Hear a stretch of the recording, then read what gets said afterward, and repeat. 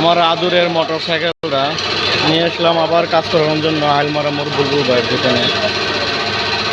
যদি চাক্কা যদি jail tubeless করা না থাকে তাহলে যে কত বড় দুর্ঘটনা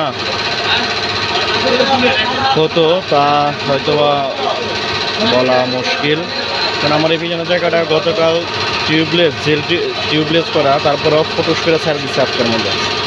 ছাড়ছে নর্মাল রোডের মধ্যে, যদি ছাড়তো আপনার হাই রোডের মধ্যে তাহলে মরণ নিশ্চিত জানি না, তবে ব্যথা পাইতাম নিশ্চিত। কারণ গাড়ি চালাচ্ছিলাম 50 স্পিডে, তো গ্রামের রোডেও চালাচ্ছিলাম প্রায় 50-এর মতো। ফটোস করে কালকা এইটা টিউবলেস করা চাকা হাওয়া সার্ভিসে চাকা হাওয়া ছাড়ানোর পরে 4-5টা মোচা মারলো পিছন দিয়া চাকা। কপালটা এতই ভালো ছিল যে পিছনে কোনো ধরনের গাড়ি ছিল না, এখানে বেঁচে গেলাম। সো মোটরসাইকেল যারাই চালান, আদুরের মোটরসাইকেল, এটাকে অবশ্যই টিউবলেস করে নেওয়ার চেষ্টা করবেন চাকাগুলি।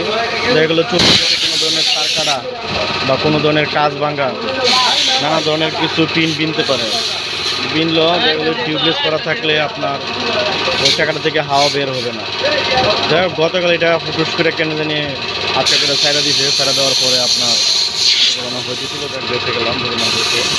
তো আদুরের মোটরসাইকেল সবাই জানি, সবারই আদুরের মোটরসাইকেল হয় আমার মতো। তো চেষ্টা করবেন মোটরসাইকেলকে চাকাগুলি টিউবলেস করে রাখার জন্য। আর অবশ্যই মোটরসাইকেলের ব্রেক যদি 100 থাকে তাহলে কোনো ভয় থাকে না মোটরসাইকেল চালানোর। চেষ্টা করবেন সবাই আমার মতো টিউবলেস করে নেওয়ার জন্য। তো এই পর্যন্তই, আসসালামু আলাইকুম।